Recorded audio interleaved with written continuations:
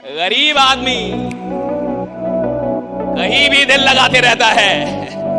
अमीर आदमी जो चैंपियन होते हैं साहब, वो लोगों से बाद में दिल लगाते हैं, फुर्सत नहीं मिलती, वो पहले अपने काम में दिल लगाते हैं, वो काम से दिल लगाते हैं, वो काम से मोहब्बत करते हैं। उन्हें टाइम नहीं है साहब। जिस आदमी को बहुत टाइम है ना फोन पे बात करने का, साला वो घंटा काम ही नहीं कर रहा।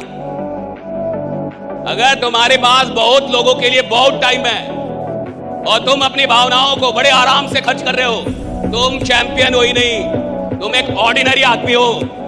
ऑर्डिनरी आदमी लोगों के पीछे दिल फेंकता रहता है, जो चैंपियन होता है वो अपने काम में दिल लगाता है। दुनिया उससे दिल लगाती, वो नहीं लगाता साहब।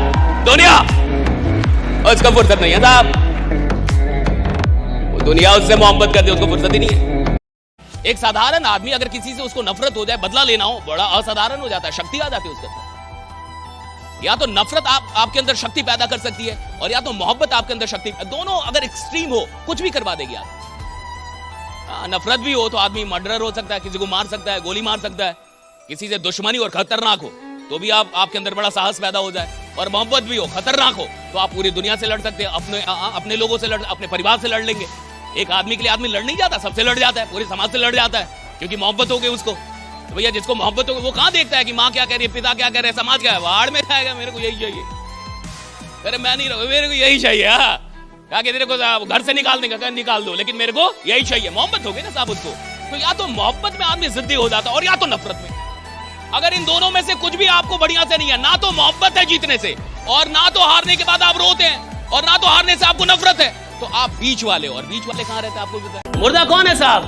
मुर्दा आदमी वो नहीं है जो साहब जिसको, मुर्दा आदमी वो है जो कुछ कर सकता है नहीं कर रहा।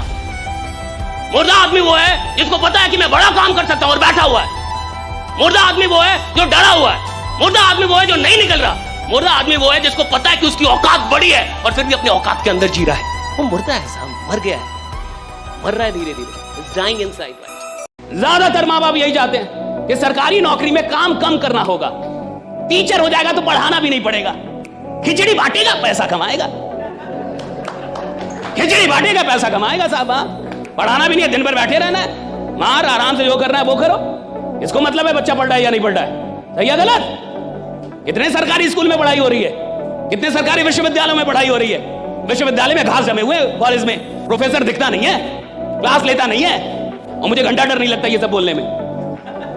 कितने ईमानदार लोग हैं, और ये जितने भी लोग हैं जो नौकरियां कर रहे हैं या नौकरी की चाह रखते हैं सरकारी नौकरी की, ये वही लोग हैं जिनको आराम से जीना है साहब, जिनको आराम से पैसा कमाना है साहब। और जिसको आराम से जीना, आराम से पैसा कमाना है, वो इतिहास बनाने के लायक ही नहीं है। जिसको आराम से नफरत है वो इतिहास बनाता है कि नफरत है मुझे आराम करने से।